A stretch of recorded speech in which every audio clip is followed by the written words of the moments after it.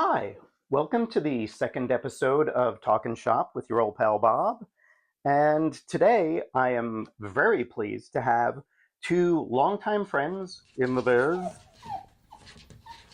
Sorry, my dog is scratching at the door. She wants to be part of the show. I am joined today by Dean Haspiel of Red Hook fame, among many other projects, and fellow former Mad contributor Gideon Kendall, whose latest book, Wait It Gets Worse, in collaboration with Doug Latino and a host of other contributing artists, is currently available from Cosmic Lion Productions, which also happens to be my new publisher for my latest, Printopia. So, anyway, we are going to talk about many things: crowdfunding, the current state of comics publishing, tools and tips and all that stuff, working digitally versus working traditionally, all that. So stay tuned. Let's watch. And here we are with Gideon and Dean, as promised. We're going to talk about all the things I mentioned in the intro, and I'm just going to start us right out of the gate by having you guys introduce yourselves a little bit. I think people know who you both are, but why don't you give me a little bit of the broad strokes, and then we'll dive into the shop talk, which will include talking about just technical stuff, which will include talking about the industry, such as it is now, and things like that. So let's go with alphabetical order. We'll go with you, Dean. Let's start the ball rolling. Okay, everybody knows who you are, right, Bob? Oh no, What they you don't know do? who I am at all. This is not about me. This is about my guests. Well, actually, I befriended you as a fan, if you remember, Yes, I in do. 1997, maybe, or six. I can't remember, something like that. Yep. I was a big fan of minimum wage, and I wrote you a little fan letter, and That's I awesome. might have put my phone number on there. I don't know if it was an email or phone number, and like we connected pretty quickly after that, and got to hang out and have been friends ever since. So, Yeah, I um, distinctly remember heading down to St. Mark's Place, I believe it was, to meet you the first time. well, actually, if you remember, we were gonna. Really? Jessica Oh, Abel was in town. Jessica Abel was in town, and she was crashing my place, I think, and she wanted to go to some nightclub or something. And we were gonna meet at the club, and you wound up going to that club, and I didn't. And then oh, I think I was getting like an email from you or something like, "Where the hell are you?" And I hadn't even met you yet, and I was pissing you off. oh, see, I completely sanitized our first encounter by making you not a rude, awful human Yeah. being. a, a rude boy. Um, well, all right. So just to briefly, for folks who don't know me, which is probably most people, I've hopscotched between the mainstream and the independent, alternative comics worlds my entire career. Basically, I grew up wanting to draw the Fantastic Four. That was my dream, and I was able to draw canon Fantastic Four. In fact, a book just came out this week. Uh, it's a kid's book. I don't know if that looks backwards or looks straight No, up, but it's called It looks good. Super Stories, Amazing Adventure. It's a Marvel Abrams book, and I wrote and drew a Fantastic Four story in this book that just came out for kids. oh, that's great. So, but I grew up on Spider-Man, Batman, all the superheroes, and but I wasn't good enough. I don't even know if I'm good enough right now, to be honest. But I my local newsstand at 79th Street and Broadway was in front of a synagogue, and I'm not religious. I am part Jewish, but it became my church. Every week, I would go to this newsstand and try to pick up as many comics as possible. Mostly Marvel and DC. I never really was an Archie guy, even though I wound up drawing and writing 11 issues of the Fox, which is a Archie superhero. In fact, I have a copy of that here as well. This is the second collection, the Nice. Fox. Okay. Mark Waid wrote the dialogue. It was a great collaboration. I know, Um, I know. By the way, I know the newsstand you're talking about. So yeah, it's still there. It's still there, even though all newsstands are basically gone, right? In fact, I was looking for a newspaper recently, and within a 20-block radius between my home and Carroll Gardens and Red Hook, I did find the one store that still sells newspapers, which is kind of crazy. That's so sad. Um, It's such a but what? it's so sad that like a newspaper is an exotic thing to have to go searching for now. And You an expensive thing. Before it was affordable. Now it's like, what is going on? But print costs, right, and distribution, and everything stuff we can talk about in terms of comics. Mhm. But I did a comic called The Verdict, which was a 4-issue miniseries with writer Martin Powell, a guy that I had met through a comics chain letter thing, and he lived in Kentucky, and we would talk on the phone, and we created this character, and there was this company called Eternity Comics that was basically my first publisher, Brian David Marshall, who I think you know through Evan Dorkin, I do, and probably. what year would this be? 1987. Wow, okay, yeah. So I graduated high school in 1985. Oh, and I skipped a really important piece, which was in 1985, my senior year of high school, I became an assistant to Bill Sienkiewicz, who shared a room with Dennis Cowan and Michael Davis. And down the hall was Upstart Studios, and at the time, it housed Howard Chaykin, Walt Simonson, and why am I forgetting his name? Another artist whose name escapes me right now. And it used to also house people like Frank Miller, Jim Starlin, uh, Val Myrick. Ah, It was just really a really amazing space. And even 17 going on 18 in high school, senior year of high school, I knew that I was walking into realms of awesome, Yeah. because Jake was working on American Flag, which is still ahead of its time, right? Simonson's amazing Thor run. Bill Sienkiewicz was working on New Mutants and Electro Assassin. I had my hands on all those pages, which is wow. crazy, you know. So I'm going from music and art had which used to be in Harlem, had gotten married to performing arts and became LaGuardia High School Yeah. in Lincoln Center, and a great art school, but they often shunned cartoonists and comics making. So I was leaving an art school that was hard to get into, that was like basically making fun of what I did, and then I was going down and learning how to make comics. So I was going from one art school to another. That's One was more preferable than the other, to be honest. well, Although one certainly sounds more encouraging and nurturing to the direction you were heading in. absolutely, The extracurricular education so often supplants the formal education. That's yeah, that stuff really, in a way, it because for one thing, you seek that out. When you're looking for stuff outside of the classroom, you know why you're seeking it. But that would be a hell of a way to cut your teeth in that kind of talent pool. Yeah, wow. I That's found my friends that way. Sorry, Gideon. I found my friends that way. Like someone be reading a comic book behind an academic book, you know, and you would notice that, and you kind of give each other the eyeball, and you're like, I'm going to be talking to you later, Yeah. you know. Yeah, finding friends is very much like dating, initially it's all based on visual cues, it's if you don't really know somebody, you look for those markers that single them out from the crowd. You're like, "Oh, okay, that's probably a kindred spirit. I should probably go talk to that person because otherwise Same thing with humor. Same thing with humor. Like I, when someone makes a certain kind of joke, and some people roll their eyes, or they're like disgusted by and then you're laughing under your breath, and you realize, oh, I've just made an ally somehow through a certain kind of humor, or music or whatever, the cultures that bring us together. But just to wrap it up real quick, I eventually created a character called Billy Dogma, the last romantic anti-hero, that ran in as a strip in a local paper called the New York Hangover for a little while. And then I allied with my buddy Josh Neufeld, who I met in high school, who's another cartoonist. And we did a comic series called Keyhole. In fact, we produced the 25th anniversary issue of Keyhole a couple of years ago. And then Josh, it was a flip book. Okay. yeah. And that was just basically a 2-man anthology where Josh did his comics and I did mine. I leaned more towards genre. Josh was more like nonfiction, journalistic stuff. And then eventually, here I'll show you Billy Dogma. This was a collection recently. Some of these books I'm showing you are Kickstarted books. So it's Billy Dogma and Jane Legit.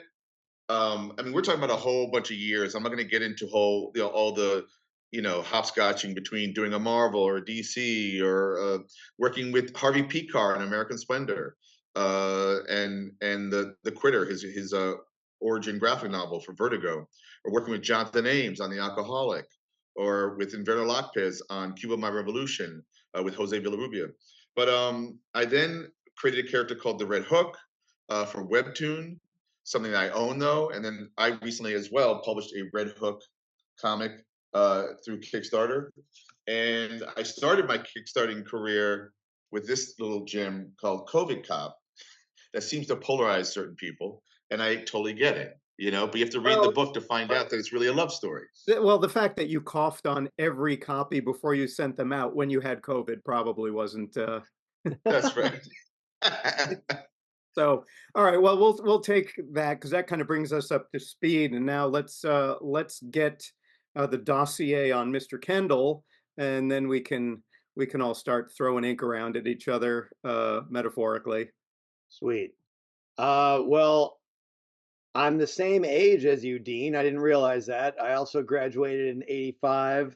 But compared to you guys, I am a noob in comics. I loved comics too when I was in high school, but I grew up in the middle of nowhere. Another way in which I'm envious of you guys. You guys grew up where I always wanted to be, which is here in New York, and I didn't get here until I came here to go to college.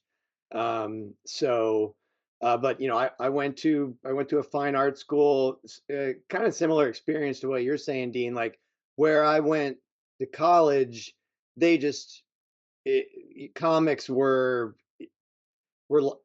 laughed at in a bad way, not in the way you're supposed to laugh at them, and it was just really. I mean, I had a good experience there. I just put my head down and learned what I thought they wanted me to learn, and I was able to do a semester abroad and study classical painting and anatomy, which I love that stuff. But as far as I had to put my love of comics away, and then when I got out of college, I ended up getting more involved in doing music. Kind of fell into animation, tried to do children's books for a while, and didn't really get back around to doing comics till I was almost 40. But it really wasn't until then that I found my community and I found what I really wanted to do. I wish it hadn't taken me so long, but at least I found it before it was too late, and I got to meet people like you and all the other amazing people here in New York and everywhere else. So it all kind of worked out. It just took longer. I like to think that the other stuff that I did as I was kind of just finding my way, all along I was like building my skills. I worked in animation. I was a background painter. I was an animation assistant.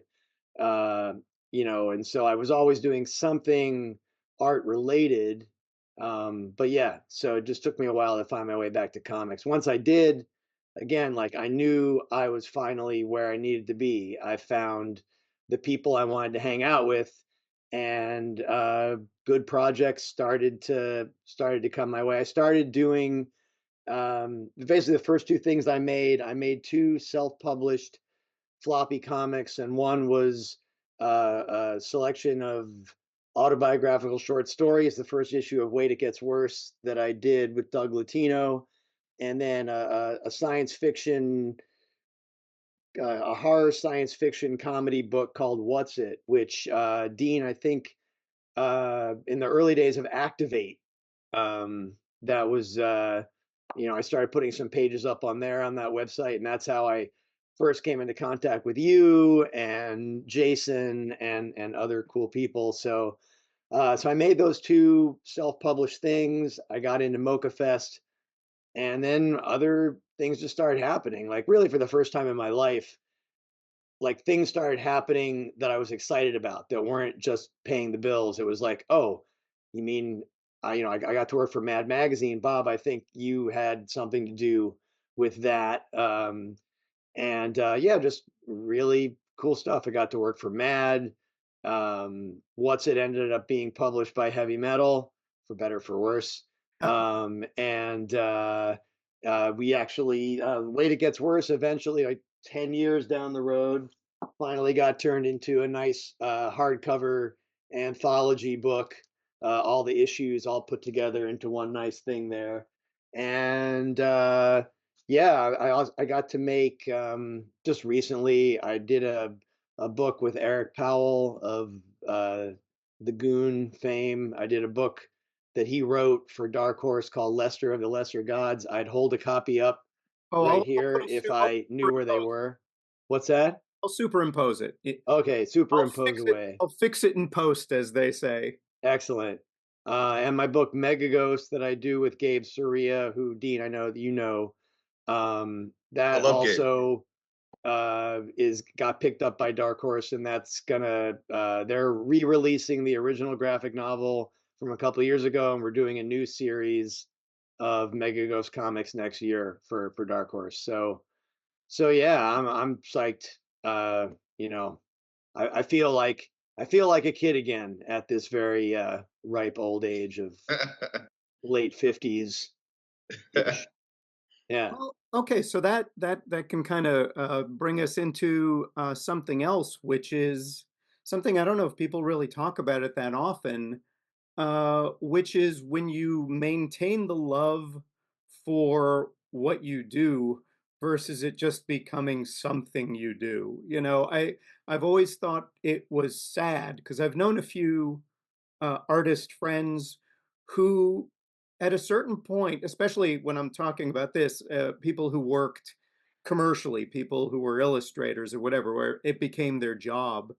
And at a certain point, it really lost the magic for them. It just became the thing they did. And, when creating art becomes a grind, and some people just stop. They're just like, I don't really feel it anymore. I always feel in a way that's kind of like a death. It's because when somebody is really gifted at something and they decide, eh, I'm going to hang it up. Like whenever occasionally you'll hear these things where an actor will say, "Oh, that's my final film." And usually they're just full of shit and they end up doing 15 more films, but it got them some press. But, occasionally somebody means it. Sometimes they're just like, I'm done. And there goes a voice in whatever chosen art form they were working in, and it's a very sad day. So to hear you, Gideon, saying how this is sort of uh, in a way the freshest part of your creative journey, if you will. And I know, Dean, you're still creating tons of work, and there are definitely highs and lows where sometimes the vicissitudes of reality can take some of the polish off of what you're doing. But I think you still love creating comics. I have a lot of thoughts about this, but Gideon, do you want to respond first? Well, I was just gonna say, like, I had really talented friends in college who, within a few years of college, just basically never made anything ever again, and found other worthwhile things to do with their life. Like, the world doesn't necessarily need more artists, but for me, from the age of 2, all I ever wanted to do was draw. So that was always like what I did, both for self-preservation. I moved around a lot as a kid, and I'd show up at a new school, and to prevent myself from getting beaten up, I would just start drawing. That was like my way of letting people know that they might want to have me around.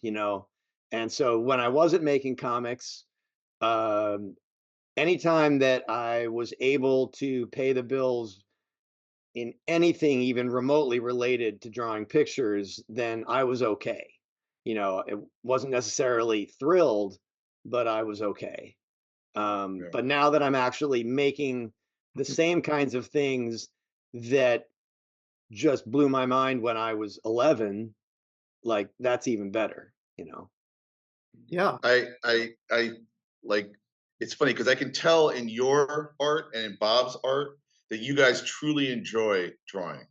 And maybe it's because I mean, I feel like I have a cartoony style, but you guys definitely have a what's called a cartoony style, I would say, right? Yeah, But I think that's fair. but when I remember when I was in prison for a couple of years and they used to pass me around, the thing that got me from being passed around a lot was when I would make fun of the other gang's boss by drawing them really funny, and it would make the guys that were using me as a skin puppet that they look at Bob. Oh, Dean. Oh, Dean. I'm just joking. I was never in prison, although I'd like to go someday. Well, You dreams. you No, can't you can make that happen. I could make it happen. No, I probably used art and drawing and comics as a way to escape and to as a coping mechanism or as a comfort zone as well.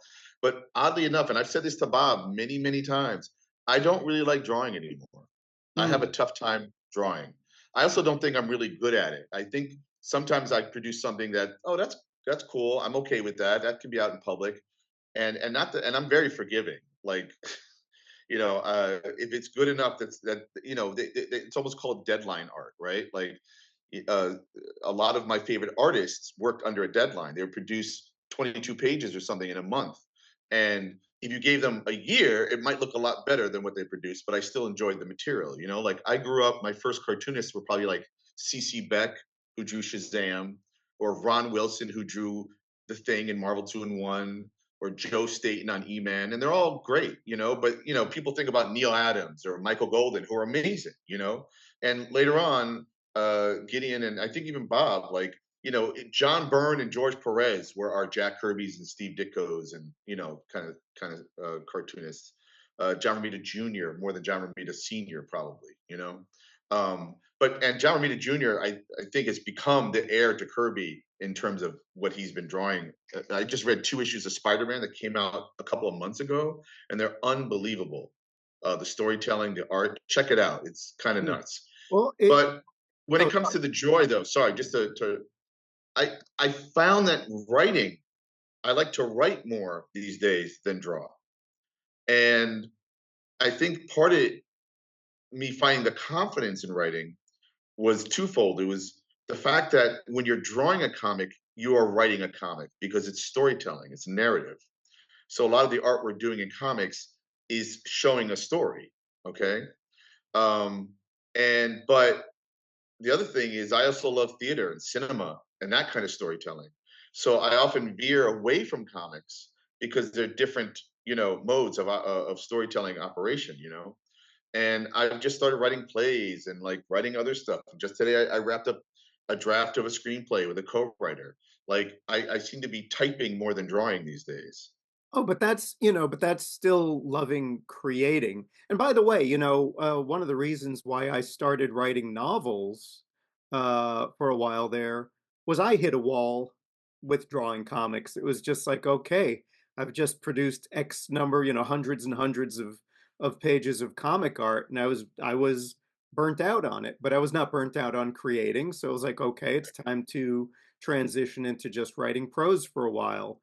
Comics will be there when I, get sick of writing prose. So that was, But when you wrote those novels, or sorry, when you were getting burnt out by drawing, were you drawing creator-owned stuff, or were you drawing company-owned oh no, stuff? that's when I was working on minimum wage. Okay. So it was definitely, but it was after, doing 10 issues.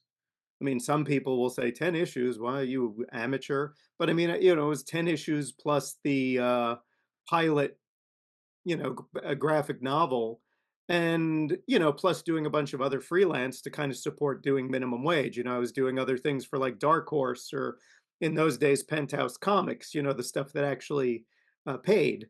Um, and, it really had reached for me a juncture where I was feeling like I don't want to sit hunched over a table for a while. I'd rather sit slightly less hunched in front of my computer and Yeah, write man. and Yeah. write just just words But it's interesting what you also said about deadline art. Because like when you're in a way looking at mainstream comics definitely was absolutely a way of looking at deadline art because it's such a strict deadline. It's a monthly thing. I think because the stuff that I really looked at that spoke to me was not deadline art, it affected also the way I pursued art. Because, Yeah. I mean, Mad was deadline art, but they were only doing, maybe 5, 6 pages. So they really could Right. lavish it with beautiful craftsmanship. And the They other also stuff, had just the best people. yeah, Like there were no hacks. no, and even if they were, because you could sometimes tell when it was a rush job, it still looked great. But the other stuff that I was looking at was Heavy Metal Magazine, which was all the European guys who, again, they took the time it took to do it. When you're looking at Yeah. Mobius or Tardy or any of those guys, you Corbin. don't sense the clock ticking. It's just like this is going to take what it takes, and then we're going to put it out there. I remember when I Yeah. first saw Liberatore. Is that his name? Oh yeah, Liberatore? yeah, Tonino Liberatore. Corbin, those guys. I was like, that was a whole other world. Like, I don't know how they did that. Or even when it came to Mad Magazine, there was always a movie parody at the beginning, basically. Mhm. And the artists that did that, I was like, because they got likeness and they so many gestures. It was so intimidating that I felt like, oh my God, I could never. But I found my way through comics through the CC Becks, as it were, because it just felt like there was such another level. And that's true anyway. Like, there are people who draw certain styles and ways, and some are more intimidating than others, depending on the type of artist you are, what you want to write and draw. But I realized later, recently, at our age, I've been saying no more to potential projects than yes, because I've now had enough experience doing freelance work where I'm like, do I really want to spend a year and a half to make Right. that chunk of change? Maybe. And then it comes out for about a week or two. And in most cases, it just disappears, and if I'm working in a collaboration with a writer, where often the writer gets more play than the artist, even though it's a comic book and people are drawn to the art. But depending on the writer and the popularity, you get dismissed as just the guy who just drew it in the reviews Oh half of the yeah. time. At least Oh it yeah. used to be. There's definitely a thing where the artist really, in terms of reviews, a lot of reviews I is mean, that's got to relegated. be part of the reason that you guys, have gone, lean more into the writing, right? Is just the reality that unfortunately, I mean, I wish I could do that. I'm just not like I'm an okay writer, but I don't have the skill or the stamina for writing. Like I can draw all day and all night for weeks on end and I don't get tired of it. But writing just drains me almost immediately and I don't have a lot of confidence with it. I wish it wasn't that way because yeah, the artist kind of gets screwed and it takes so much longer to draw a page than to write a Yep. page. Yep. Um, I found that it makes a big difference. Working with someone like Eric Powell is great because he's a comic book artist and he writes his scripts as if he was going to draw them. And so they're very friendly to the artist. Whereas I'm not going to name names. I've worked on things and I'm working on something now that's dragged on for years where the writer is actually a really smart person but doesn't know how to write comics. And so I have to like just tackle these ridiculous problems on every page, which sometimes I can psych myself up for that and be like, okay, this is a test like to see just how good I am. And then other days I'm like, ah, And listen, I've had experience over the years where I worked with great editors and great comic book writers that know how to write a comic book script. And a lot of those writers were like closeted artists, or they preferred writing over drawing because they didn't have the stamina, let's say, to draw a comic, but they understood how a comic functioned. right. I feel like I have met as we get older, the editors and the publishers get younger somehow, right? And like it is odd how a lot, and by the way, it's become a trend comics is a trending thing. Like every publisher has an imprint, right? Or there's another boutique publisher that pops up. And I like the boutique publishers because it means they're going to focus on the 5 to 10 books they're going to publish that year, you know? And I think that's really good for the creators, that they're going to lean in on the projects, right? Versus like a company that publishes 40 books a month and you're like, well, do I get a little hey, hello, you know, over here on the side? But then, you know, sometimes you'll talk to certain, you know, you'll work with certain people that just don't have the first idea of how a comic book is made, and their job is to make that happen at their company. So it's been really interesting to come up against that in some ways for certain jobs. And Yeah. like right now, I'm just doing my own thing, man, and hoping for the best. Yeah, well, there is definitely, there's not just a language, and I don't even mean the visual language of comics, um, but there is something about writing a script for a comic that if you are coming from, say, another creative field like screenwriting, I mean, I've seen screenwriters scripts for comics where it will say like pan across to no, your camera is fixed, it's always fixed, you know, you can keep moving your angle and this and that, you cannot you cannot put these kind With of 3 actions in a panel, you know, like, no. Ah, it drives me nuts. Yeah.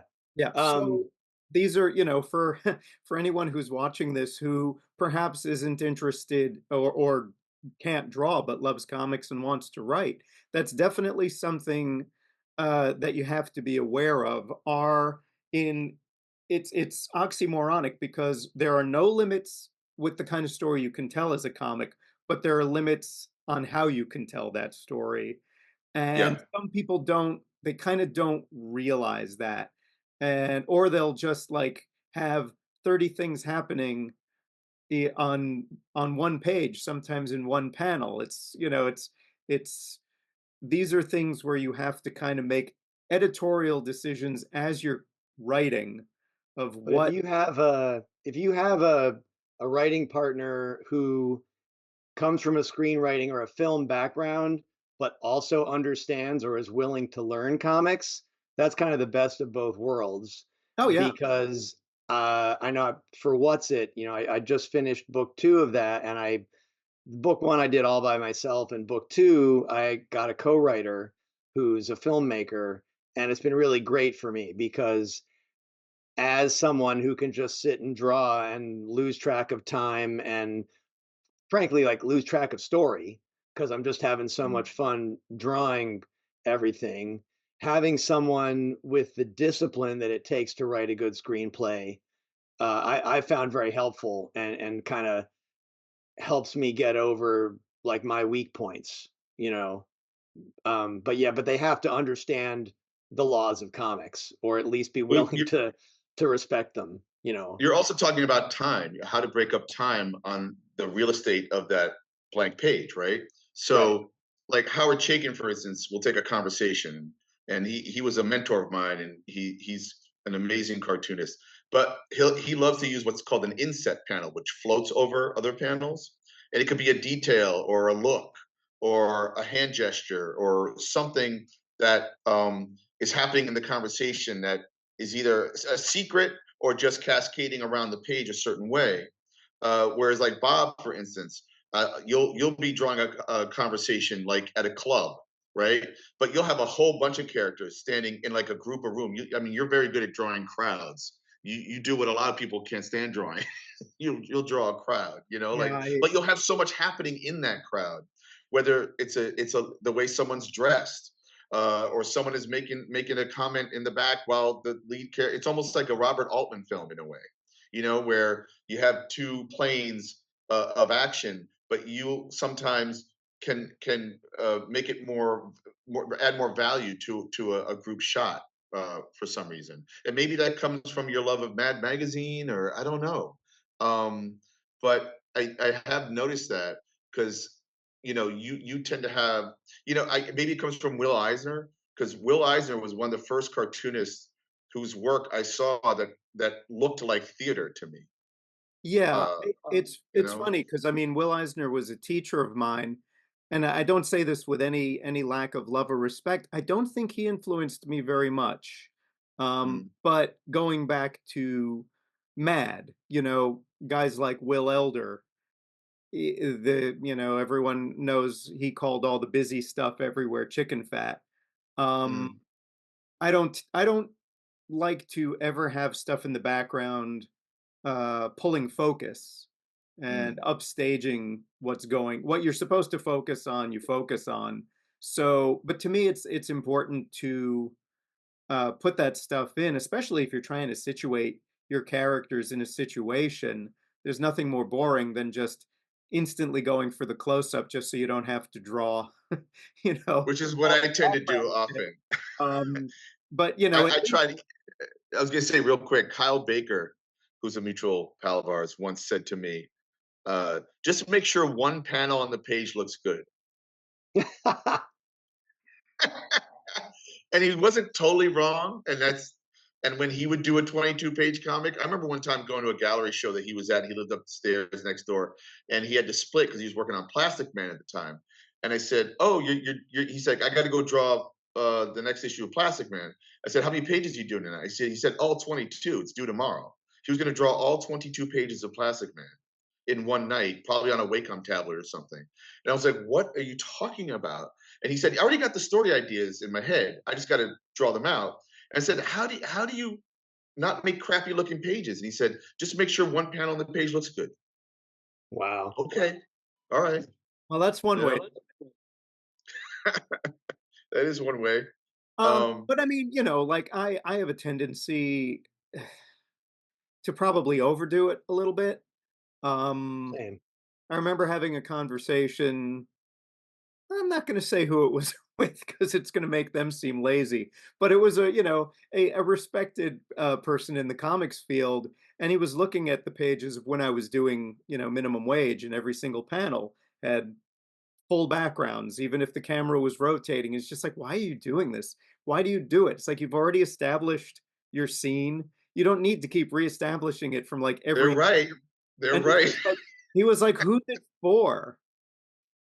And I basically my answer was, I guess it's for me, it's for me Uh-huh.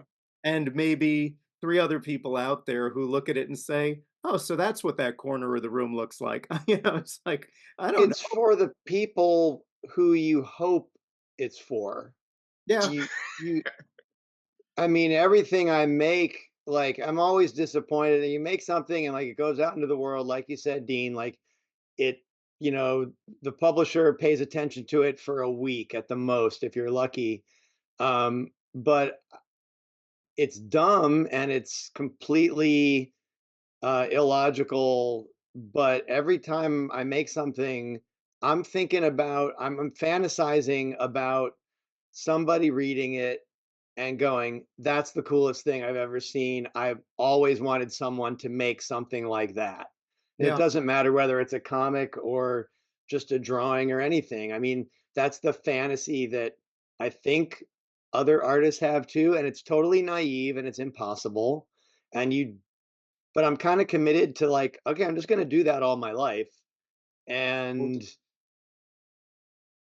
because what else am I going to do? You Well, know? well, to speak to that, I've always said, or I've said recently, that my comic is not done until you've received it for better or for worse. well, yeah. I Because mean, ultimately, if you're doing stuff, it obviously stems from inside, but we're doing stuff to be consumed by a reading public. The great vague concept of a reading public.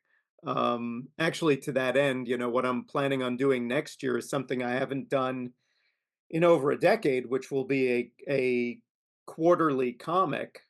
And part of it's just because I want to have a letters column.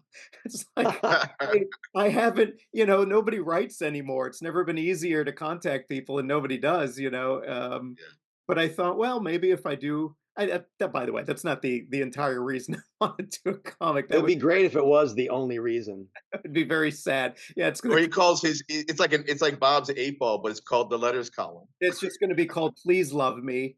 Um, But yeah, but I mean, it was nice. There was something nice, especially in the old days when you'd have a PO box and you'd go, once a week or pull out a sheaf of envelopes and just Wow. See, I never had that experience. I came to this, when all that stuff was gone, which always kind of makes me sad. yeah, I wish well, it hadn't taken me so long to find this, to find my way back to this stuff. I still think there's part of me that still thinks if you if you have a letters column in a PO box, people will send you something. I don't know. Maybe I'm And kidding. also, I think it's a different not behavior, but a different action almost like to literally write something down or type it out or print it out, put it in an envelope, put a stamp on it with an address, and mail it to somebody. I think the way you react is more considered than, let's say, the letters column we have now, which is called the internet, right? Where it's just like blah blah blah, fuck you, whatever, and or lavishing, love or whatever it is that happens. I mean, I think that's where the letters column went, right? Is I think if you put out a comic, you might have some people respond to it. And but it'll be in that way versus getting something in the mail that then you can print, and have that kind of, who has one? Brian K. Vaughan, Fiona Staples do a comic called Saga for Image, Right. and Eric Larson does Savage Dragon, and they both have huge letter columns, and it's really cool. Like it builds a certain kind of community. And I remember following certain letter writers in my Marvel and DC comics. There was a guy named T.M. Maple, I think his name was, and there was a whole bunch of guys that oh, so and so's weighing in right now. I'm going to read their little letter. I don't even know if I actually ever wrote a letter to Marvel and DC, but I wrote a letter to you, Bob. And that's what counts. That's right. We literally would not be having this conversation if you hadn't. So see, it can actually It all paid off. it's a seed that can grow a friendship. I've got a few friends who started off by sending me nice things in the mail. So that's again where something like a letters column can be a very valuable thing, just in terms of yeah, human connection. Human connection is something that's a bit lacking in what we do. Because I mean, Dean, you work in a shared studio, so Here right now. you've got, a kind of a social thing going on. Yeah. But, and by the way, I'm not complaining. I like working alone. For me, my nightmare would be working in a studio with other people. Um, but I can definitely see the value in it there, because it really is quite a solitary existence in many ways. Um, And I work in a studio, by the way, with Whitney Matheson, who is a writer and actually has been drawing her own daily diary comics. And but we know when to shut up and leave each other alone. And then there's that kind of like that moment. And also, I'm on a floor of 100 other artists here in Red Hook in a warehouse. So if I want to go talk to somebody who sculpts with clay, just to like get away from comics, I can do that. And Bob, I use a term to this day often when I'm talking to other cartoonists or talking about comics that you coined a long time ago on the phone, which always resonated with me, which was we're communication artists. We need to communicate our art. I said that. Yep. Okay. You basically said a version of that, how we are, cartoonists like us are communication artists, and and it's our job to communicate our art. Because I think part of the criticism, the reason why you said it, was because there are so many introverts in comics and in art, right?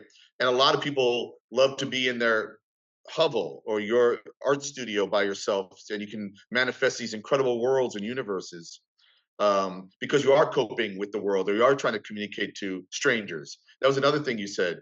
We're communicating to strangers. Like that's part of what we're trying to do here. You have your friends and family, and hopefully they will read your stuff. But at the same time, you're trying to make that connection with that person across the room that you haven't met yet. You know. Yeah. Well, that was certainly something I always took, really took to heart, especially when I was doing minimum wage, which obviously was more personal, where I would get letters or meet people at, comic conventions or whatever, who, basically were like, how are you writing the story of my life, and that kind of thing. It's like, oh, good, this stuff actually is connecting with people. It's not just, some impenetrable, overly personal, thing. It's there's a universality of experience. It's mine, but it's something that's relatable. And there was something very nice about that kind of, in a way, it sort of, for some people, I remember it made them feel, uh such a corny phrase that people, I feel seen. But some people, they were just like, oh man, I thought I was just the only one, who fill in the blank, whatever little foible or personal quirk or whatever it was. They read this thing and they felt a little less alone, which was, it's nice. I mean, as we all know, the especially now, the financial compensation, uh, it's pretty rough.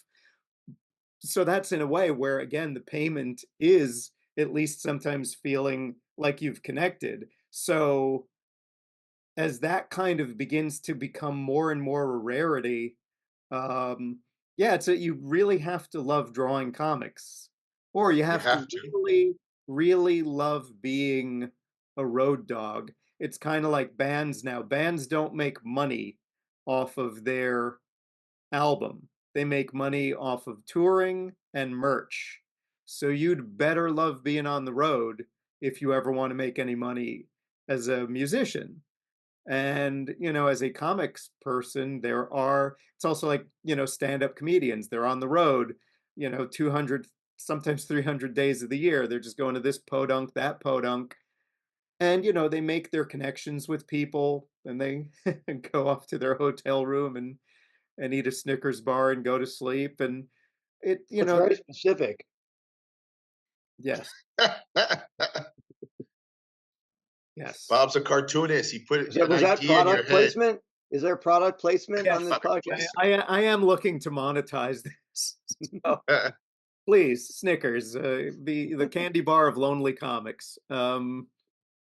I don't think they're gonna bite, so to speak. Mm. Yeah, So I mean, Well, I work here I mean, I'm alone all day here. My wife is a sculptor and she works in the basement, so we go out for once we get the kid off to school, we go out for coffee in the morning and then we have lunch together and but yeah, it does get lonely and uh I think I'm guessing that maybe you guys are the same way. I think a lot of artists are simultaneously introverts and extroverts. Like I am someone who can, in the span of 30 seconds, go from being wanting to tell everyone everything about me to being incredibly insecure and just wanting to hide.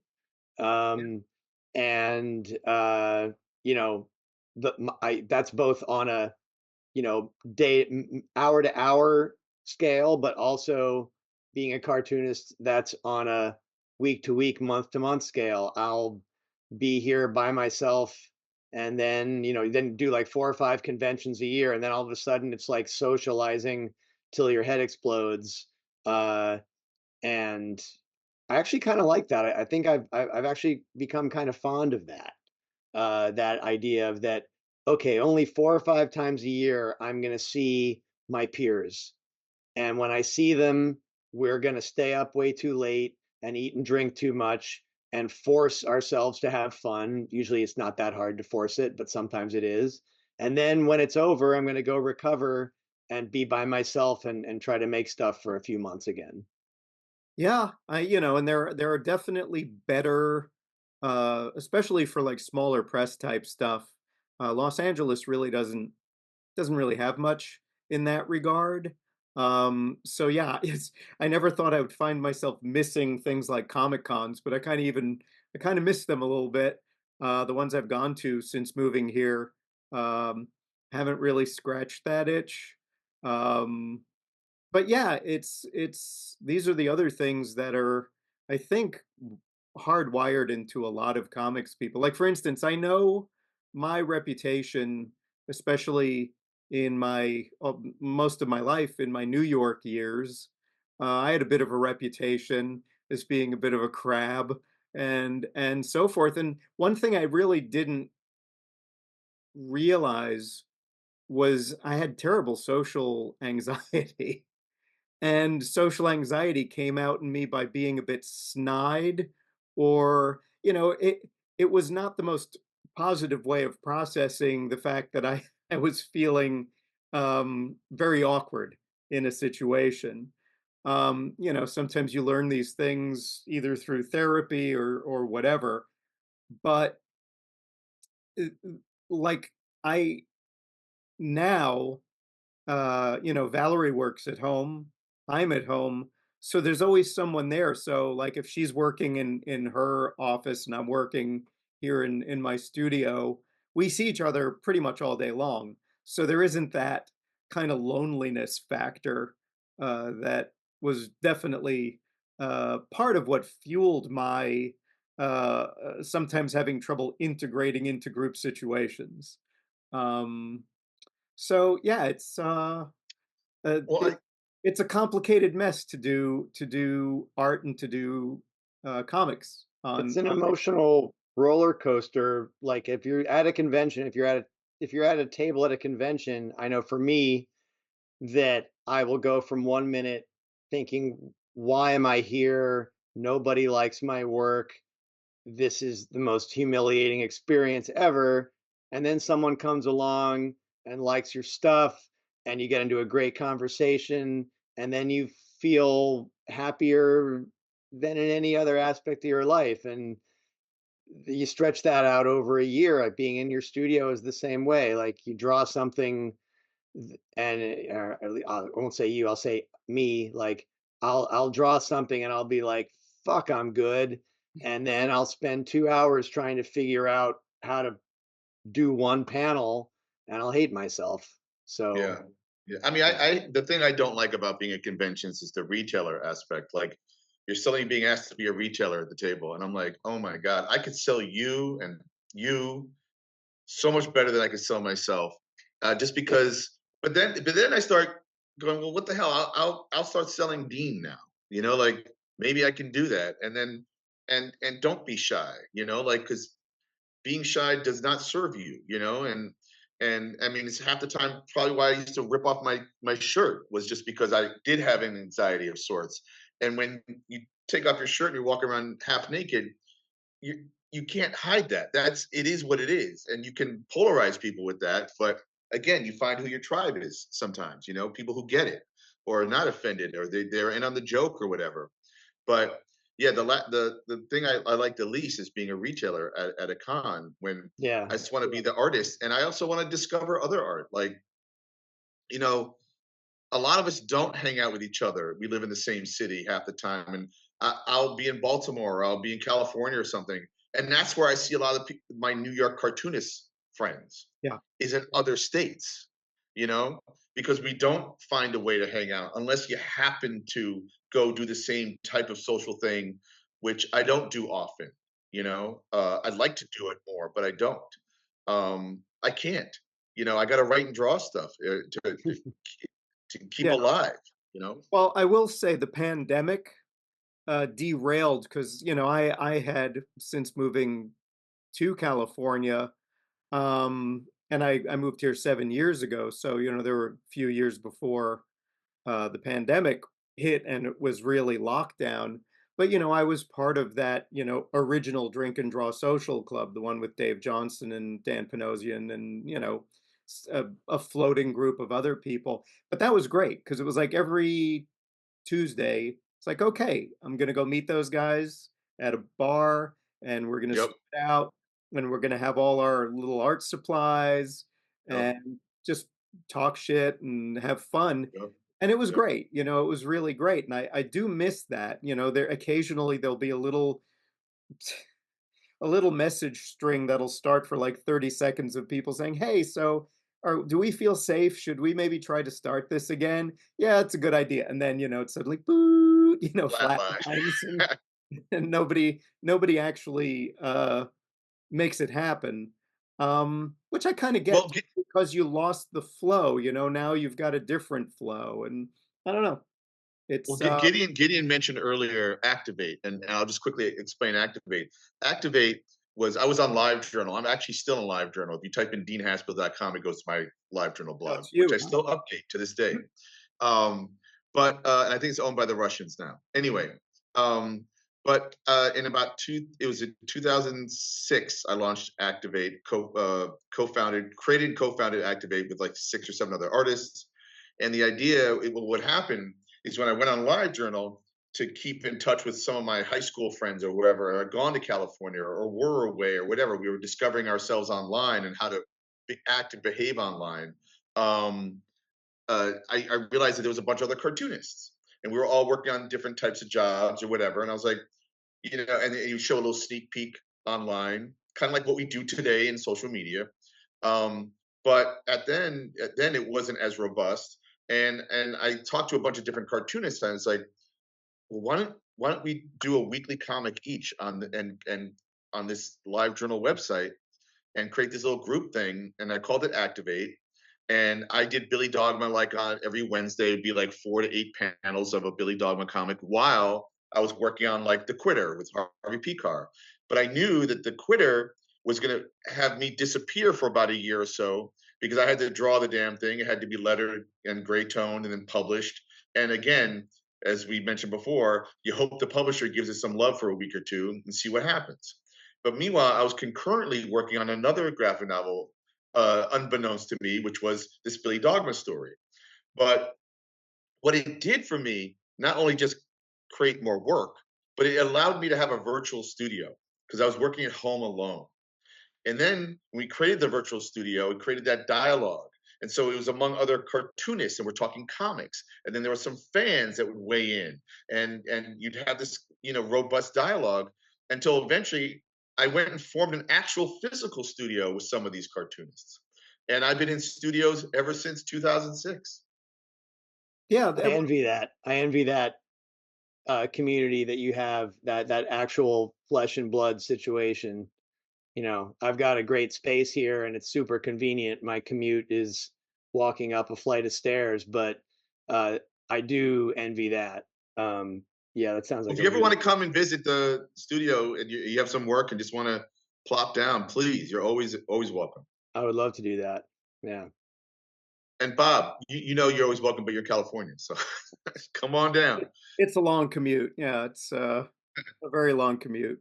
Um, I want to show you guys something here that I think relates to what we were talking about, that emotional roller coaster and awkwardness of doing conventions and stuff. I don't know if either of you have seen this thing that I built. Oh, My I did see that. I have Yeah, No seen eye that. contact. Eye I contact, call visual this I call conversation. this the controller, Mm. and I have this on my table when I do conventions. And so when someone comes up to the table, if they're smart enough to actually read this, I have a lot of people come to the table and they look at this for a minute and then they look at me and go, "How does that work?" I'm like, anyway, so I'll show you how it works here. So, if they're really shy and maybe they don't like my work, so they don't want to have to talk to me or something. Uh, wait, what happened? Supposed to make a sound. Hold on. We're experiencing technical difficulties. Okay, here we go. Yeah. So, oh, come on. It was working just a minute ago. I don't know if you heard that dinging sound that happened while one of you was talking. Okay, here we go. All right, this should work now. So I'm sitting behind the table, and if I hear one beep, then I know not to look up, right? And if I hear that, then I just look up and make eye contact. And then if I hear 3 beeps, I look up and I say, "Hey, I'm Gideon. These are my books, blah blah blah." And if it's a ding, then I know that it's time to actually, schmooze with somebody. So Wow. That's pretty yeah, good because I was thinking about the eye contact thing and how when you attend a con and everybody's got their setups, I always felt horrible guilt but I would sometimes just, it was kind of like when you'd be in a bad neighborhood or whatever. It's just like, don't make eye contact, don't make eye contact. Because Yeah. the thing is, it's just a forest of need. Everybody is there to just be validated. It's like we're all here. We all have our thing that we poured our souls into.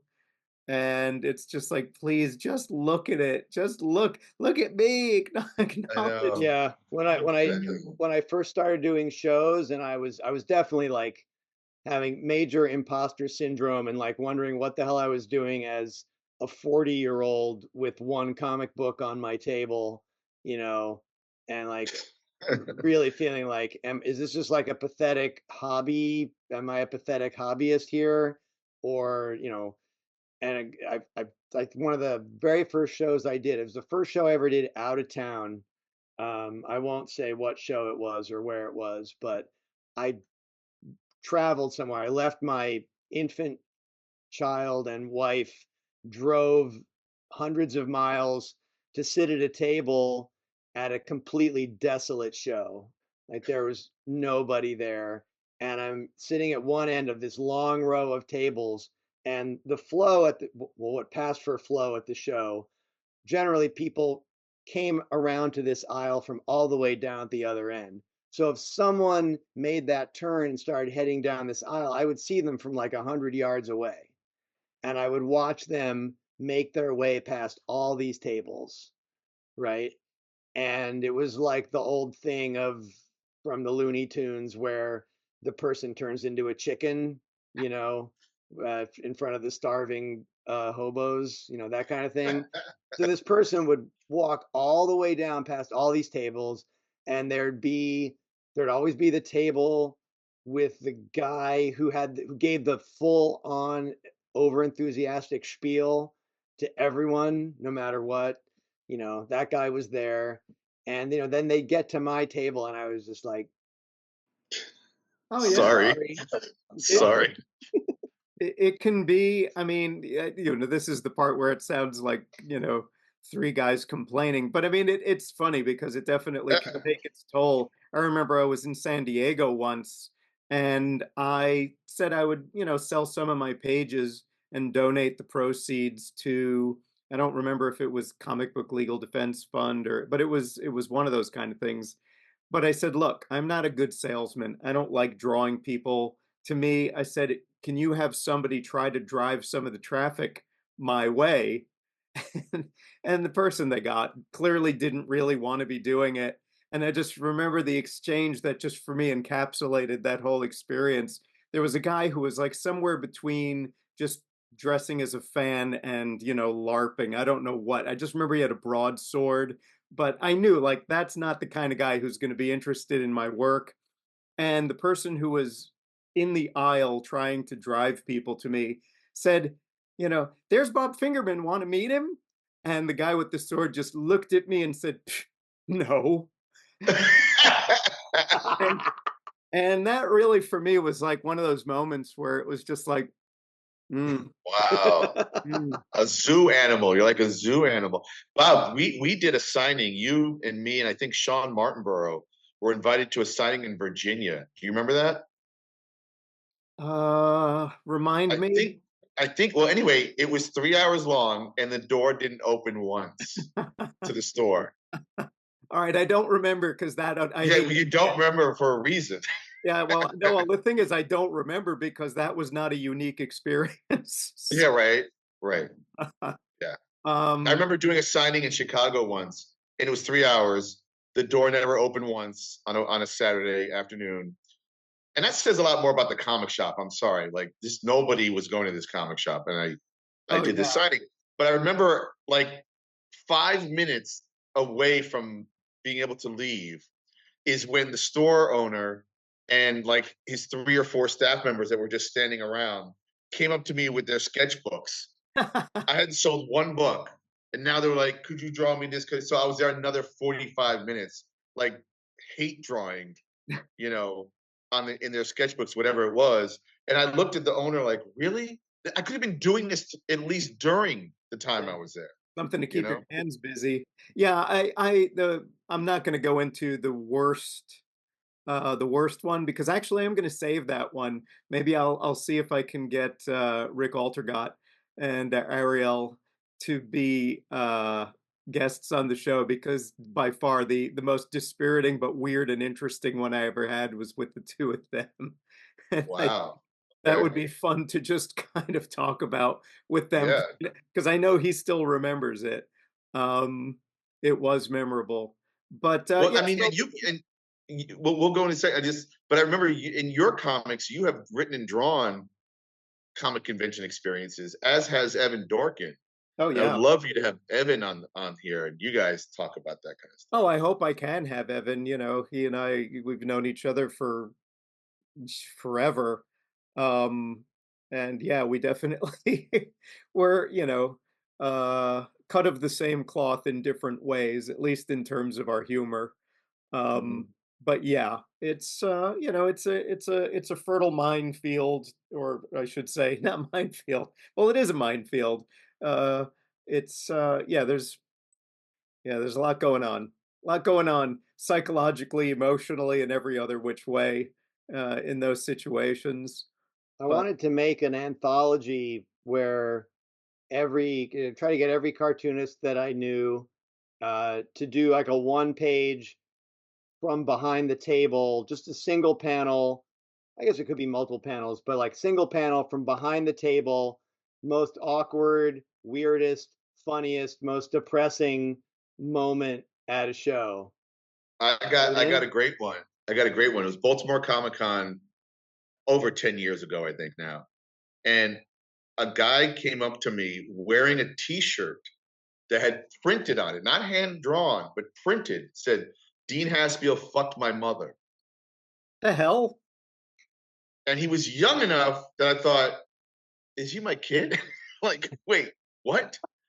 And apparently he had 5 different shirts and he was going up to different artists and spoofing them and doing this, but it's very shocking because of what it says on the Yeah. shirt and the fact that it's been printed professionally. And then you're wondering, who's your mom?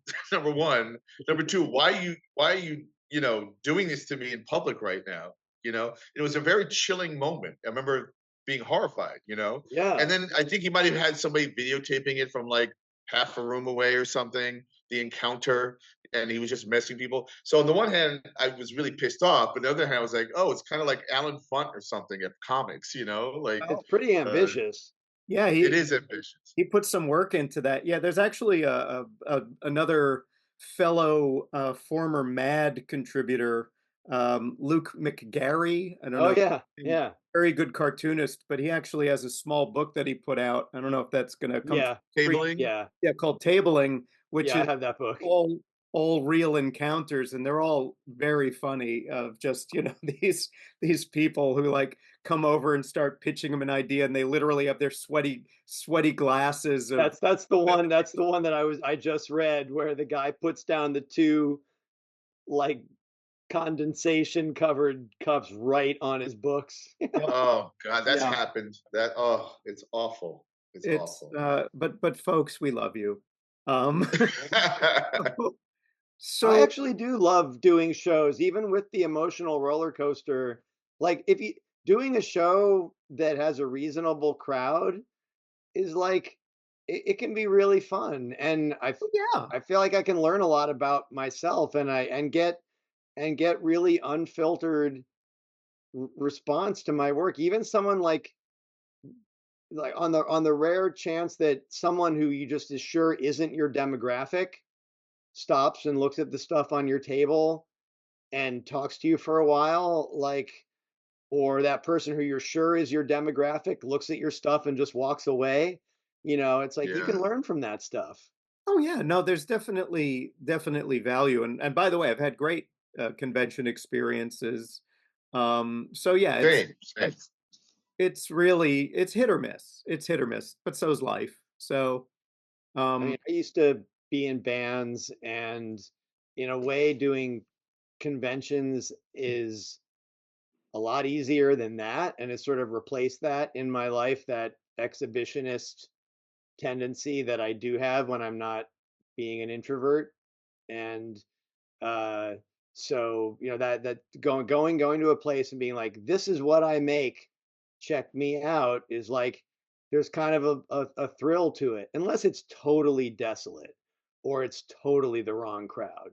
I mean, I know that for me, like, I feel like I'm not quite mainstream enough for mainstream shows, but not artsy enough for artsy shows. I often feel a little bit lost in the gap there. Um, but as long as there's like enough people walking around, then there's going to be some people who are going to see your stuff, and Well, I think it's true for all three of us. It's like we're all indie artists, but we wear our genres on our sleeve.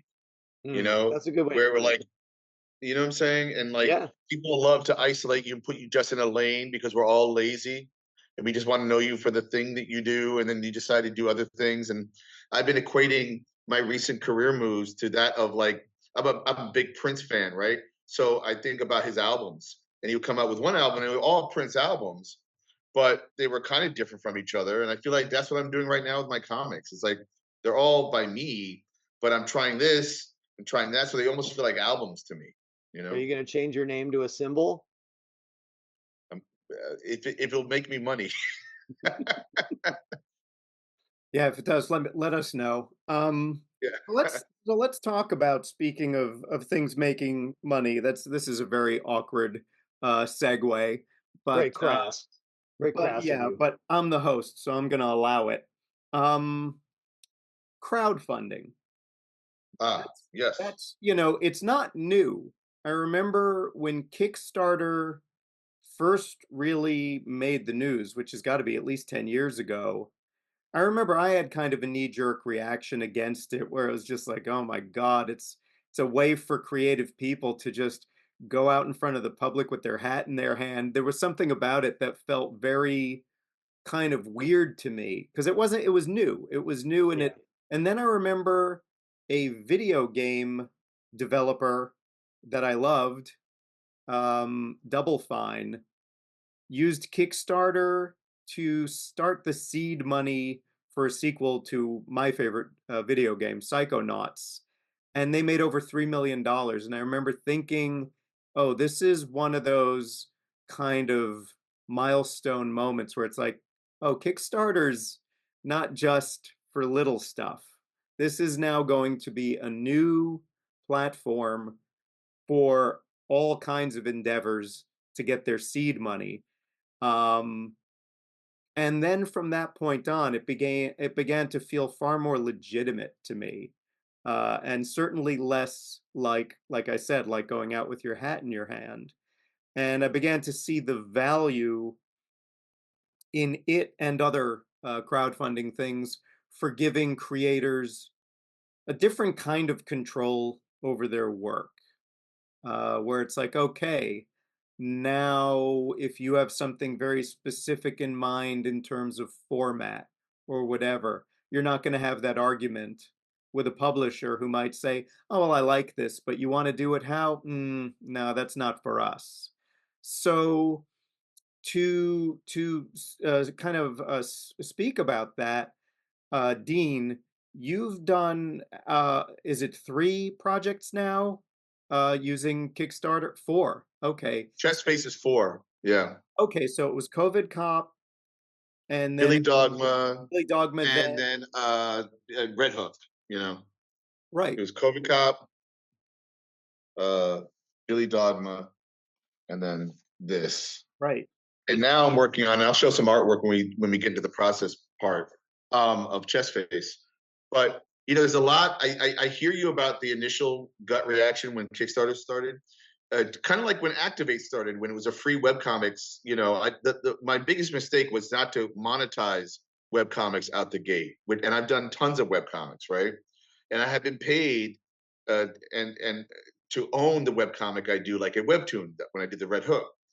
But there was this idea that if you're doing it yourself, it's not real, it's not professional, it's not been sanctioned by a publisher, because there is, I wouldn't call it a pyramid scheme, but the more I get into the trenches of quote self-publishing with crowdfunding, like, the publisher works with the retailer that works with distribution, and somehow there's also creators in there somehow having to create quote content and get some kind of money, whether it's a back end deal in advance, whatever. But it's getting into stores where people are supposed to visit and then come upon the next, bit of literary crops, as it were, um, and then there's reviews, right? You get reviews because it's supposed to get you into the store to buy the thing. They all work with each other. The thing I'm missing by doing crowdfunding, where I ask you to back me, I pay a printer, I do all the packaging myself, I take it to the post office gets money, and it lands on your doorstep or your mailbox, and that's as far as it gets. The next thing I do with the overstock is I bring it to Comic Cons or expos or events, or I try to do some book, parties or whatever. And then I try to sell my overstock at the cover price that I'm selling it for, which is higher than what it would cost in the comic book shop. And the thing that I'm trying to figure out next is if I desire to be in the comic book shop, I need to figure out a price point that makes sense, and I also I need reviews. So right now I'm losing what I call the impulse buy. There's an impulse in crowdfunding. Oh, I'll try this out. I'll back Dean. And it's a pre-order, basically. It's like going on Amazon and pre-ordering a book or a movie or an album or whatever, right? And getting that thing in the mail. So it's basically a pre-order, and also with the understanding that you're helping out an artist make a living, because that's the other thing. It's not that it's a dirty secret, but like, really, if I'm asking for a certain goal in my crowdfund, I want probably at least triple that, to get by, because it probably costs double or triple that to actually produce the thing that I'm putting out there, right?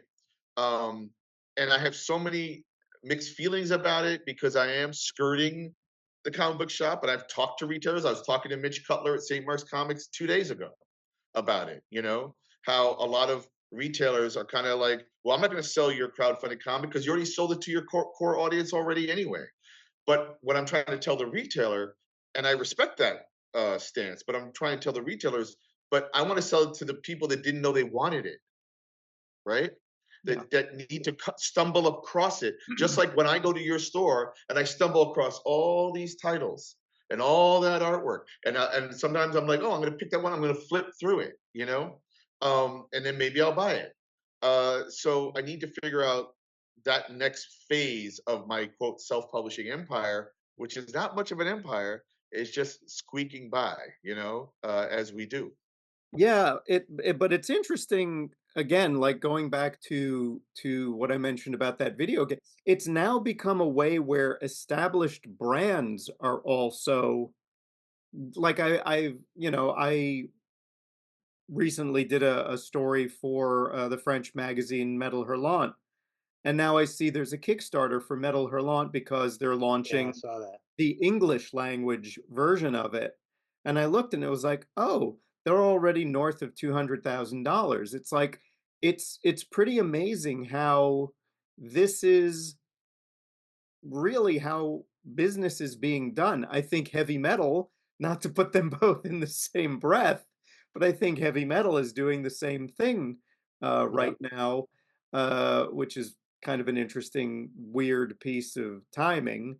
Um, but yeah, and then, I did a book through a platform called Zoop, which is different than Kickstarter because it's less hands-on. For me, it was kind of a nice middle ground between traditional publisher over here and Kickstarter here, which is you controlling, but also having to produce and do order fulfillment. I was kind Yeah. of like, I only want to do the book. I don't Right. want to be messing with order fulfillment or the printer other than approving press proofs, that kind of thing. So for me, Zoop, which is kind of a hybrid of sort of publisher slash crowdfunder, they were a good fit for me. It's just interesting that there are these options now for putting out projects that you, like I say, that you really want, that would be such a pain in the ass to have to try to find a traditional publisher for, where you're just like, I just want to do this thing. I just want this thing to exist. Well, as a creator, you're also talking about a policy I've tried to take, which is no permissions, no apologies, right? Where like I showed COVID Cop to about 6 publishers uh, in the eyes of the pandemic when I created it, and I thought, oh, this is pretty bold, but I was doing what I feel like European comics does, and it kind of takes the piss out of things, right? Like I was trying to take the piss out of the pandemic because one of the things that comics do so well is try to poke fun or make or whatever, address the elephant in the room, as it were. And all the publishers said, oh, you know what, this is a pretty good idea. There's no way in hell we're going to publish this. And I was like, okay, but I felt like I needed to, and my only resort was Kickstarter, which then I discovered Kickstarter has a giant comics ecosystem. I would say they're the third biggest publisher of comics next to Marvel and DC. You know, I know Image Comics is considered that, but I think it might be Kickstarter because the amount, the volume of comics that is being funded. And there's Indiegogo, there's BackerKit. In fact, I have another Kickstarter I'm involved in called Lights Out with Tom Akel, Rocket Ship. That's a horror anthology that's based on a 1930s radio show that Right. like Boris Karloff and a bunch of those old timey actors used to do these horror radio shows, which is awesome. Anyway, but there's all these different platforms, right? And Zoo is really interesting because of what you said, Bob. Like they will do a lot of the heavy lifting, let's say, of the production and getting it out there, and then when you raise a lot of funds, when some of these like look at Keanu Reeves. He didn't spend his own money, which he probably has a lot of, right? On that Berserker comic he did, He crowdfunded it and got like I think $1 million, or not he, but the Yeah. comic book did. I get it. It's got to be easier. I mean, I haven't done any of this stuff. I've been thinking about it, so it's great to hear all this info because I don't know nothing. But it seems like there must be a parallel to like the music industry where, if you're already at a certain level, like it's probably not that hard to raise $1 million. You know, like if you're a band that already sold a decent amount of records, you lose your record deal and there aren't really record companies anymore. It's a little bit easier to keep going and make your own stuff and do it all yourself if you've already got an audience. But for someone like me who doesn't have a sizable audience at this point, like what do you think would be the best, Well, that's what you're approach? saying, Gideon. You're like the publisher. If I was to, if I were to pitch, and I've become allergic to pitching right now because of this autonomy I'm living in right now, but it's also on the skin of my teeth, right? Anyway, the publisher is going to look at the last 3 to 5 books that you did and how it sold, and what kind of an influencer you are, and all this other stuff before they're even considering the content. I think Mhm. they need to know how popular are you. Why are we going to attach our wagon to you? And then meanwhile, we're like begging for a publisher to publish us, and really, why am I attaching my wagon to them? Hmm. What are you going to do? Okay, you're going to pay the printer's bill. Fine, great. Then what happens? We made a thing and everyone thinks it's great.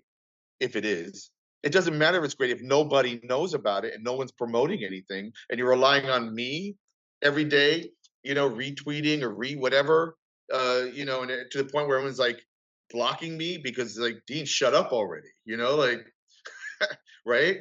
Like, so it becomes this weird balance of like, why am I doing this for the publisher? The publisher isn't doing it for me. And there are some good publishers. I'm not saying there aren't, because obviously there are long-lasting publishers that know how to do this and respect the creators, and you work together and you make things happen, but then there are also the ones you're like, why? What are you doing? I've actually heard really good things about Cosmic Lion, and Yeah. I'm rooting for Cosmic Lion. Both of you guys, I think, Pictopia, right, Bob? Is Cosmic Printopia. Lion? Yeah, Printopia. Printopia, that's right, Please, Printopia. sir, please. Yes. Yeah, well, I mean, part of my decision to go with Cosmic Lion was because of Gideon's book. It was like, oh yeah, this looks great. This is because I don't think they had done something like a hardcover before that one. I saw it and I saw No, it. no, this was the first one. Yeah. Nice. It was like, this is really nice production value. It looks great, and let me. And I had met the publisher Eli Schwab, uh, probably about a year earlier, maybe slightly less, actually at the LA Comic Con. Um, and I liked the cut of his jib, and it was, turned out to be uh the beginning of a new phase and a new professional relationship. And yeah, I'm thrilled with the way Printopia, I think, actually officially hits stores tomorrow, which would be November 20th, 2024, for people watching this episode in the future. This day has come and gone, but tomorrow, I believe, is the day it actually officially hits shelves.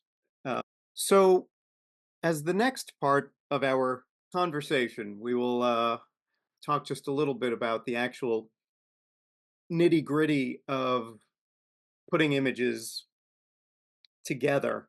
I won't say putting images on paper, because I think Gideon is the only one of the three of us who is now doing work completely digitally. Unfortunately, yes. Well, you say unfortunately.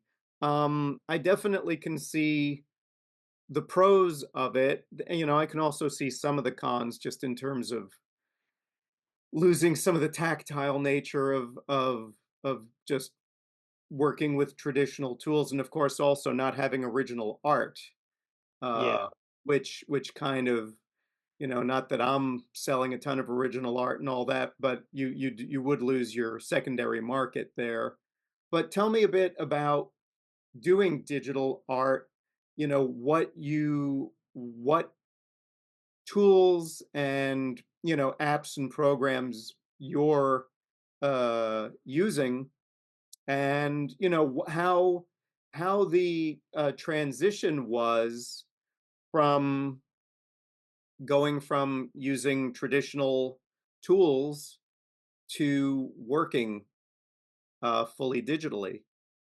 So for me, I already made the transition to drawing on a Cintiq before I started making comics.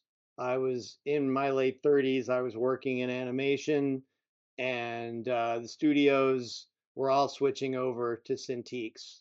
The last job I had in animation, where I was drawing on paper, was working on Codename Kids Next Door in the early 2000s. Dean, on that show, I worked with Mike Cavallero and Maurice Mike, Fontenot and Maurice. other at the time Kevin Kobasic and other Mm, refugees from the comics collapse. Um, so cool. that show we were all drawing on paper, but by 2007, 2008, the studios that I was working in off and on, we were all drawn on Cintiqs, on those early 21 UX Cintiqs, which turns out were terrible for your eyes, and really did terrible things to my eyesight. Um, so when I started making comics, I was so out of practice of drawing comics. I hadn't made a comic other than some really goofy stuff I did for my band. I hadn't made a comic since I was a teenager. And I was so used to drawing on a Cintiq by that point. And I was having such a hard time fitting everything on a page. Like my it just I don't know, I just felt like the only way I was ever going to produce a comic is if I went ahead and drew it digitally, just for the ability to resize things and having the undo button and all that. So the first couple of comics that I made, I drew them all digitally, but I hated what I was seeing out there in the world of comics that were obviously digitally colored or maybe even drawn in the overly slick, just artificial look of them. Like I grew up on old school stuff that clearly was drawn, and maybe in some cases, like if you're talking about heavy metal or the old Marvel magazines, was actually painted, or at least the color was actual watercolor. So I put a lot of effort into making my stuff look as undigital as possible. I Well, learned how to make my own brushes, and this was in Photoshop. And this was before all the Kyle Webster brushes came out, or at least before I knew about them. So I learned how to make my own brushes. Um, and nothing all that sophisticated. Basically, just learned how to introduce a little bit of jitter and other random stuff into them so that they wouldn't look too slick or too smooth. And that's how I made stuff for like 10 years, just working in Photoshop. Taught myself how to do it all. I'm sure I was doing it all very inefficiently, but just doing the best I could, and eventually got good enough at using the limited Photoshop skills that I had to make my comics. Then, just a couple of years ago, I started drawing my pages in pencil, at least when the project allowed for it, which was not that often. Like right now, the book I'm working on right now, which is like over 300 pages, and it's very, very complicated. It's a nonfiction book, like a media literacy, almost like a textbook in graphic novel form. And the images are just way too complicated for me to draw on paper. So I'm doing this book entirely digitally. But when I go back to drawing Megaghost in February, I'm going to go back to doing the pages in pencil. But I will continue to ink digitally and color digitally just because I just don't have faith in my inking skills at this point. I do a lot of pen and ink drawing. I draw from life every day or almost every day, and I always do that on paper. yeah, well, That's like my connection to, you know, what I think of as art. But going back and doing pencil art on paper.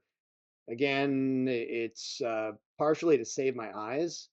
My eyesight has really deteriorated in the last couple of years. I mean, the new Mine Cintiq, too. like the one I have right here, you can see there's my Cintiq down there. mhm. Like the they're a lot better for your eyesight now than they were in the old days. So that's good. But then the other reason is like you mentioned, Bob, like having original art to sell. Like I've been able to sell some pages from some of the books I've done recently, and it's really gratifying just to have a portfolio full of uh, pencil drawings of the pages from my books. Also, just to say, look, I actually did this. This isn't AI. I actually do know how to draw. I'm not a complete fraud for working digitally all the time. So, that's part of the motivation as well. Oh, it's funny because I mean, again, I can see huge pluses to working digitally, and the weird thing is, I'm a hybrid.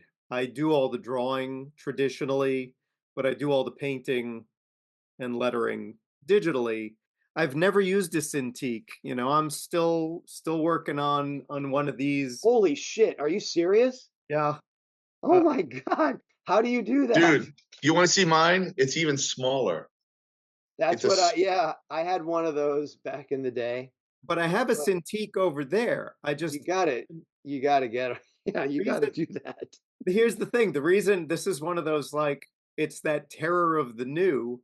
Uh Wacom will only let you have one driver per, on your computer. So like I can't have both. So I can't have the Intuos that I've got here, the old-fashioned just tablet, and have the Cintiq. And it's just like, well, Oh if my I don't God. like the Cintiq, then I'm gonna have to fucking Oh, but you're gonna love it. You're gonna love it. yeah, I suspect I will. I think the only thing I won't love as much is, I didn't get a top of the line one. So, I'm used to looking at this 5K Retina uh Apple display, and I know the Cintiq's not going to look as good as that. I have the opposite setup. Like I'm looking at you guys on a shitty 10-year-old flat screen Hmm. monitor, and then the Cintiq is, the newest one from just like 2 years ago. Yeah. Um, yeah. So does that have basically the retina display? Is it like super, super, super fine? I have no idea. I just bought I just But you're bought not. the new I bought the new one and I didn't ask any questions. I'm not a very tech-minded person, Mhm. which is sabotaged me many times, not really planning or researching what I'm getting. I'm just like, oh, I need a new thing, so I buy it. And I've kind of operated that way my whole life, for better or worse. Yeah, well, I will say I've got a bit of an addiction to digital brushes. Anytime some new set comes along that looks like it's got, even if it's just one brush in the set where it's like, oh, that one looks Uh, pretty neat. See, I've used the same basically 10 brushes that I made. Actually, um, I have a pack of about 12 brushes that I made. About half of them are brushes I made myself, and the other six, and of those, like two are pencil, 4 or 5 of them are ink, and then a couple of them are scattering, like splatter brushes that Mm. I use for coloring, and then a couple of Kyle Webster brushes, and I never deviate from that set of brushes. I definitely think that I also only I work with as few layers in Photoshop as possible. I think that the more brushes and the more layers you use, the easier it is to end up with work that looks digital. And so I do almost all my coloring on just one layer so Hmm. that I end up with bleed and I end up with things that aren't perfect looking because I just hate it when it looks too clean. Oh, I Uh, totally agree. I don't like work that looks digital. Um, so and I find that with the brushes, especially, like if I ink with more than a couple of different Photoshop brushes, the work starts to look disjointed to me. And when I teach digital inking, that's one of the things I teach at SVA, and I get on my students all the time because they'll bring in work where it's like there's a million different kinds of lines yeah. on a page, and it's just hideous. It's like a mess, you know. Oh yeah, well, when I say I've got an addiction to brushes, I probably have 1,000 brushes, but like you, I probably stick to about three. Good, yeah, I just, yeah. but I'm always looking for the better version of the one that I have, you know? See that's I don't again like I'm. Well, it's funny that you would do that though, because like you said, you're afraid to switch over to your Cintiq, but you explore with the brushes, but Yeah, because that's more, that to me, that's more like individual tools. Like, I have probably more pens and pencils than I'll ever use, but it's always like, oh, that's a new one. Let me give that a whirl, and then I still go back to drawing everything with color race. It's like, right. No, color race is it's great. I Terracotta color race is like when I do get to draw with pencil, or especially I'm doing like pencil with watercolor. The color race terracotta is the best. Yeah, well, just walking over here, the number one tool for me is the color race violet. I go through those things. It's become harder and harder to find these, and I have a tendency for somebody who's got a fairly delicate style. I snap the points on these so often that just Is they. that the is that the non-photo blue? Non-photo blue. That's what I pencil with. Really? Yeah. I find that That way I don't that's need to erase anything when so I like scan it. too faint. I feel like my eyes can't even see that anymore. Well, I'm going to show you something. So that's what I pencil my comics with, right? But should I get into a little of my process or not? Yeah, Or please. Yes. I was gonna make a comment though about so many brushes or whatever, and so many undos, whatever the digital way of drawing. It's kind of like the rule of too many fonts. You don't want too many fonts on a page that are different, Yeah. So Hmm. find your 2 or 3 brushes. But then I think about Sergio Topi or Jorge Savino or Dan Panosian, and those guys. If you see the way they model light, it's like 1,000 different lines and brushes, but it somehow creates a picture that's so incredible looking. And I've never drawn like that. But the way I make comics, I don't know if we're gonna get to the writing part, but just so you know, I do write a full script.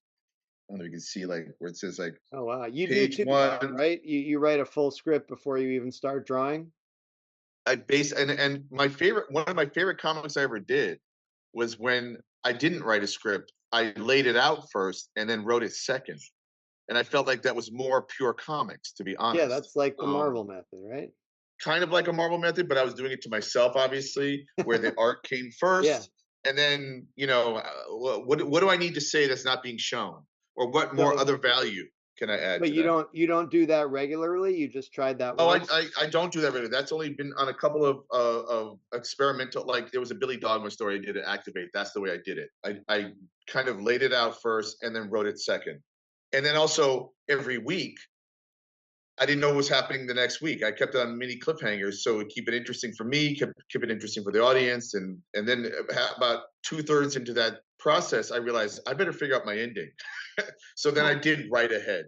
Yeah, I mean, you and I both, we're both like very formal with our scripts, going very, yeah, even I So am not. I have to draw first. I start drawing my pages. It leads to problems. It leads to all kinds of problems, but I just would never even start if I had to start with the writing. interesting. Wow. Well, and then That's when it just and me, I don't know if you guys do layouts, I assume, before you draw the page, right?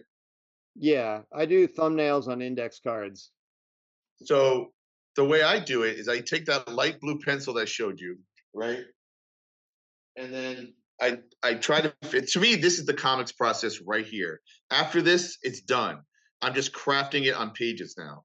So this is the hardest part. Is after you've written it, and then I'll just show you like these are thumbnail layouts, right? So yep. like what I do is I do a light blue, and then I take this pencil, okay, which is a darker blue, and then that's how you're able to see what I choose for my layouts. And then Yeah, obviously the red is there to indicate where words and stuff go, you know? And these are pretty small, but there's a certain clarity to them. And sometimes I give myself options and choices and thinking about how to use the page. And then here's another example, where I'm just, these are about maybe 2.5, 3 inches tall to hmm about an inch and a half wide. yeah. I have that same pad, that comic layout page pad. Yup. Which is cool because they didn't have it when I was younger, but now I just use them all the time. And sometimes I'll do other drawings on the side. But to me, a lot of people who follow my work or other artists are like, Dean, you should just publish these, like basically. And I I've do had want to have a people I say do the same thing. Like these are my thumbnail pages. oh cool. So yeah, like it's a little frustrating. People see these and they're like, "Oh, they're so much more energetic and fun than your But it's true. overworked, cluttered, finished pages." It's Well, weirdly true. I used to put a lot more effort into them. Now it really is just about laying stuff out. I mean, I would never publish something like these because they're pretty rudimentary. I know what's going on, No, but but I can see everything that's happening. I mean, yeah, you might not get like certain facial gestures, which, if you were to take those, and see, that's what I want to do. And I recently did it with some pages, is I took that little layout and I blew it to 10 by 15, blew it up. And then I lightboxed and I tried to transfer and get some of that gesture, which is coincidentally what I did when I was 17 going on 18 for Walter Simonson on those Thor pages. He would do these thumbnails and we had something called an artograph. oh And the yeah, artograph is where you can blow up a drawing that's, mirrored onto the desk. And then you try to copy as best you can those gestures. But yeah, to me, the entire comics process happens right there. After that, you're then trying to craft it onto 2-ply Bristol board, or in my case, I try to use really bad sketch paper because for some reason, after a while, I got intimidated by the 2-ply Bristol board as if it was supposed to be a piece of art, right? Hmm, And I was like, yeah, I wanted just to when I discovered the concept of deliberate accident, and that's something I saw Bill Sienkiewicz do. Bill Sienkiewicz is such a great artist that he knows how to let the mistakes become the art, you know? And when I say mistakes, I mean, not that there's anything written in stone of what something's supposed to look like, but he had this facility just to break a line and know when to put so much hair on Wolverine's arm or not to indicate shadow or fur or not or whatever, and then just work on other atmospheric parts of the page. And I don't know, just watching him draw kind of made me go, why am I trying to be like Joe Sinnott? And Joe Sinnott, I loved his inks, or Mike Royer on Jack Kirby, which is one of my favorite cartoonists. But it's so slick and polished, right? Where the other side, the flip side, is, or like look at Alex Toth. Everyone who's a cartoonist loves Alex Toth, and no one can draw like him. I don't care who you are. No one's been able to do it. Like unbelievable what he was able to achieve. And then I guess I'll show you, and going back to the very beginning of the conversation, where I was talking about how I don't have as much fun drawing. I have more fun writing. I think one of the reasons why I created Chessface was because he was more fun to draw. And here, I'll show you, like, he's just fun and just having fun on Bristol. And this is Bristol board. And there is like, dry brush and like, kind of broken up pieces. And it's not based on anything real. This is all from the imagination and just trying to have some fun. And here's like the cover. I think this is going to be the cover. Atmospheric, little noir, playing with kind of texture and just, depth. And then I'll color that accordingly. It's going to be a limited palette. And then this one, this is where the fun comes in, because like you have this character, but then you can just have so much fun with bits of anatomy. Oh yeah, a little closer there, a little closer. But like what I love about this drawing, for instance, is like, look at that leg. Like, look at that line. It's broken. It's not even right. And when I was a kid, I mean, I think I can thank like Klaus Janson for gifting me that. Like the way he would ink Frank Miller's layouts on Daredevil, and just it's almost like just indicate, and keep going, keep moving, turn those pages, because it's a comic that's meant to be read, not to be stared at and ogled. And Bob, when you show those layouts, I'm thinking Harvey Kurtzman, man. Like Harvey Kurtzman would know how to finish that with ink, be done, move on, next. Yeah, maybe. Maybe not. I know they're too rudimentary. I mean, I know they are. I'm not being modest. It's like it's hieroglyphics for me to understand. But that's fine. They're not. Dean, like what you're saying, I totally get that, and there's part of me that wishes that I was that kind of artist, and then there's the part of me that wants to be Jeff Darrow, Oh my God. or the yeah. part of me that wants to be MC Escher, that's like wants to say, fuck it, I don't care. I know about efficiency and storytelling in comics, but I also love the guys who just say fuck it and make insane things that go completely counter to that, and forget about efficiency and forget about. You're absolutely right. A comic book is meant to be read, and it's a shorthand. Comic book art often is a shorthand, right? Like, right. It's allowing the reader to make more connections with their own imagination between the panels, right? Yeah. But and again, sometimes what stops me, and I just hung out with Jeff Darrow at New York Comic Con, and he gave me some comics, and we had a great time. We were arm wrestling. It was great. And he's amazing and insane how he draws, right? And the thing that's weird about him is you can actually see the clarity in all that artwork.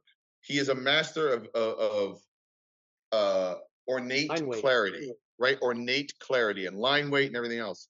But sometimes when I see over rendering, let's call it, it's like going to Comic-Con, near Comic-Con or San Diego Comic, where it gets too much and you turn off. I can't see it anymore. It's overwhelming, Yeah. And then I think, why did you spend that much time drawing that picture? And I think sometimes, well, even Bernie Wrightson's Frankenstein, again, there's such clarity in that ornate line work he did. You could see the blacks, you can see the white, the negative spaces, and yet there's all this information happening, right? Yeah. But those guys are masters. They figured out the secret sauce, the sweet spot. And yet, a lot of times people over-render thinking, oh, well, there's more art here, so it's better. Yeah. I'm like, Right. no. No, there's nothing worse than that being done badly, but Right. there's also nothing better than, like you said, when Wrightson does it, or when Darrow does it, when it's done right, and when it's done in a completely different, new, and masterful kind of way. Right. That's like, I don't know. That just, that gives me the art boner that I Or like want. J.H. Williams on, what was it, Promethea? Like, he just went above and beyond. Like, he went, but I appreciate it too. Like, or when he did Batwoman, like, there's certain artists I'm thinking of who, like, I think are the kind of art you're talking about. That is, it just almost feels like the difference between like an independent film and a blockbuster movie. Like, that's what it almost feels like sometimes. Like this big budget, like throw everything in the kitchen sink. And literally in Jeff Darrow's case, he would show the action of like people fighting with swords or whatever in front of cars exploding. I know. And then no, it's all in one image. And if you kept going closer, like that bit in Blade Runner when he's trying to like get close to this bit through like picture modulation or whatever. Yep. And I remember going really close in on a Jeff Darrow. Inside the car, in the glove compartment, was a purse. Inside the purse was like a piece of bubble gum. And like and that was all on the same page where really it's two guys fighting or something. Yeah. But the background had its own life. Right. And it was unbelievable to look at. So in some ways, that is a treat. There is a treat to that, like It's like, and he's less is letting you have more. it. It's almost like 1,000 Easter eggs, Right. It's like less is more is great. But also more is also kind of like wonderfully like terrifying, and it is like, it's like too much candy. It's like, this hurts, but but it's, it's a little bit like punk rock in that way. Like, I'm gonna make this so in your face and so full that Yeah. it's almost gonna hurt you to take this in. And I realize that, like you said, like, that's not that's just a whole nother a kind of storytelling, and it's almost like willfully, Absolutely. it's like willfully difficult, and Yeah. Well, there's just a I part of almost me that like digs that. I almost equate it to voguing. It's almost like, all right, here I go. I'm going to do it now. Like, and most people fail at it because they overreach. But the ones who know how to do it, it's just next level. It's just Yeah. next level. I can't even go there. But I appreciate it when I see it. Yeah. Well, I think that's actually a pretty good note to end on. This has been Well, did you want to quickly show inking tools? Because we just showed pencils. oh sure. Take over. Take All right, over. I'll go really quick. When I do draw on Three paper, things. this is my favorite inking tool right now. This Japanese brush pen here. Oh yeah, there's this is the Tombow? same one. Yeah, these are great. They're like a little stiffer than a brush, but they have a nice give that Yep. I like. Microns suck. I never want to touch another micron in Yeah, my life. microns piss me off. Yeah. I also like the jet pen. Yeah. The jet pen is that's pretty good. And then I also use the Kuretake brush pen still, with the ink cartridge, Oh, I don't know. I don't have one of those. Okay, yeah. Kind of like a fountain pen. Kinda. Yeah. So I mean, and I use a ruler sometimes. And then I have an eraser. Here's my eraser. Okay. People. And finally, Exotic. Bob, you'll love this. You'll love this. I might have to put this on eBay. Here's one of my ink socks. Oh my God. It's an ink sock. Here's And a one other trusty- thing I like to use. What My the hell? magnetic donkey party. I use this every day. For what? None of your business. None of my business. I love it. Well, there you go. There's some shop talk. There's some tool talk right there. We've had shop talk, we've had business talk.